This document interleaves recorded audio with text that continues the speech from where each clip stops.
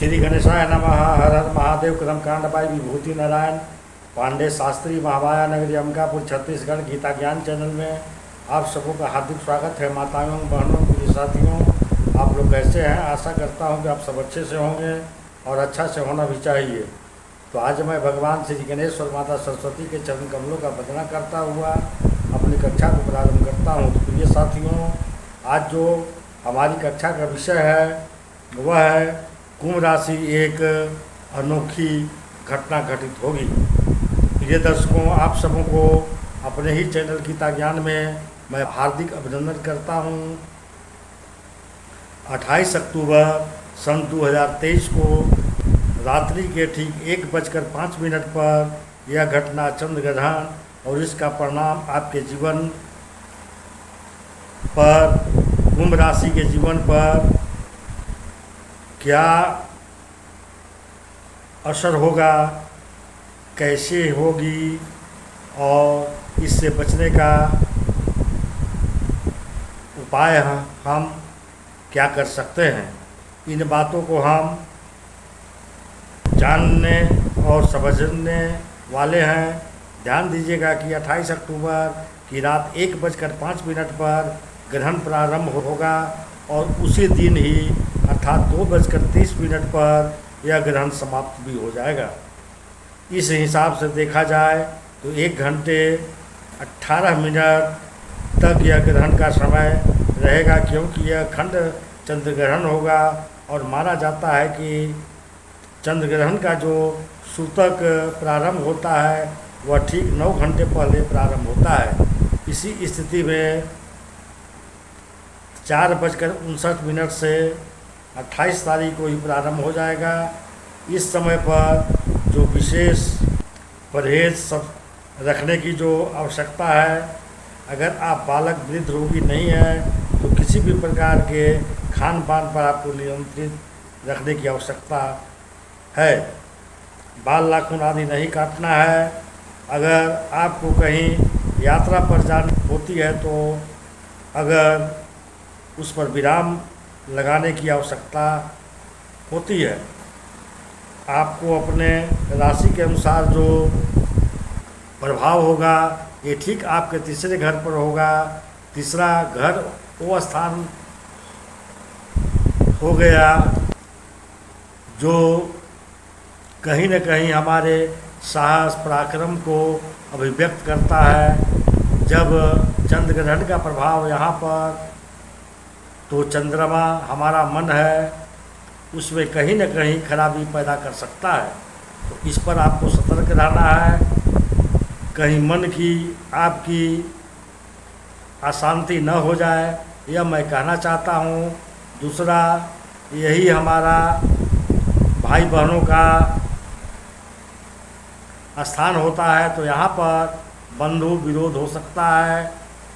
भाई बहनों से यहाँ पर कलह की स्थिति बन सकती है, उस पर आपको नियंत्रण रखने की आवश्यकता होगी। हालांकि यह अवसर कब तक रहेगा इस पर हम अभी चर्चा करेंगे। यही स्थान हमारे मार्केटिंग को प्रदर्शित करता है। यात्राओं का स्थान भी यही है। अगर कोई आवश्यक यात्राएं न हो तो आपको उसे टाल देना आपके लिए उपयुक्त होगा। अब जो चंद्र ग्रहण का प्रभाव है उससे कैसे लाभ लिया जा सके, आपको ये बता दें कि यह आपके चतुर्थ भाव से 12वें भाव पर यह हो रहा है।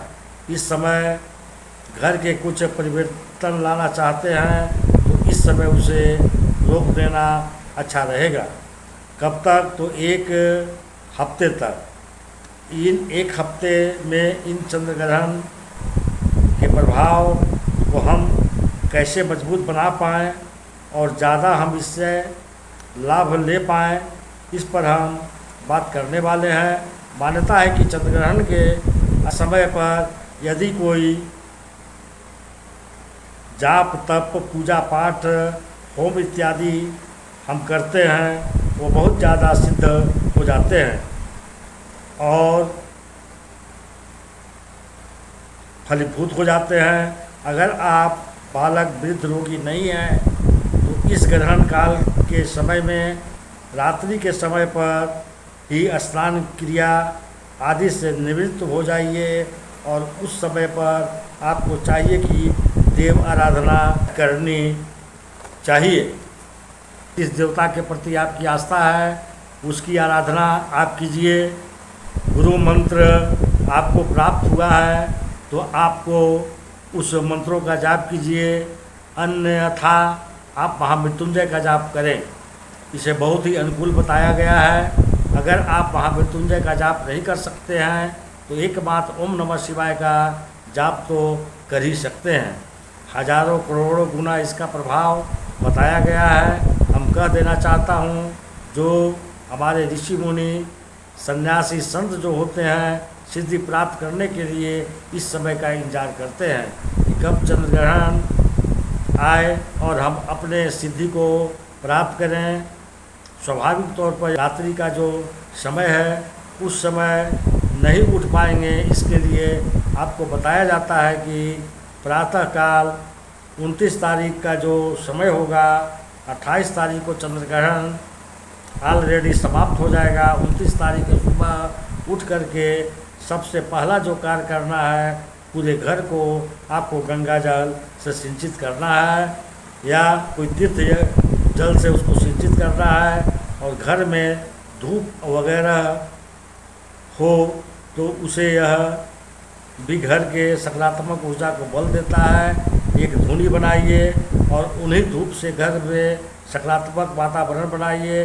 जो हमारे खाद्य पदार्थ हैं उसको पहले से ही हमें रखना है। जो हमारे दूध दही अचार जो गीला चीज़ है उसमें कूसा डालकर रखना है, तुलसी के पत्ते डालकर रखना है जिससे वो प्रदूषित न हो, जिसे उससे लाभ मिले उसे आप खा सकते हैं। जब 29 तारीख को धूप और गंगा जल का छिड़काव कर लिया तो फिर उसके बाद एक दान पत्र तैयार करना है। उसमें सफ़ेद चीज़ों का विशेष ध्यान रखना है क्योंकि चंद्रमा का रंग सफ़ेद है। इस कारण क्योंकि चंद्रमा दूध में ही मिश्रण करता है, अगर गाय का दूध मिल जाए तो ज़रा अनुकूल है। चावल, सफ़ेद रंग का वस्त्र, चाहे धोती हो, गमछा हो या बनियान हो या चाहे जो सफ़ेद रंग का कुर्ता आदि हो उसे ले सकते हैं। कुछ फल ले लीजिए और दक्षिणा सहित किसी योग्य ब्राह्मण को आप दान दे दीजिए या फिर मंदिरों में जाकर कि आप दान दे दीजिए। माना जाता है कि ग्रहण के बाद जो दान करता है या तीर्थ स्थान में स्नान करता है, दोनों की महत्ता बहुत ज़्यादा बताई गई है। ये दान बहुत लंबे समय तक आपके जीवन पर बनी रहती है। इसका प्रभाव 1 सप्ताह तक रहेगा, इसलिए आपको ज़्यादा भयभीत होने की ज़रूरी नहीं है।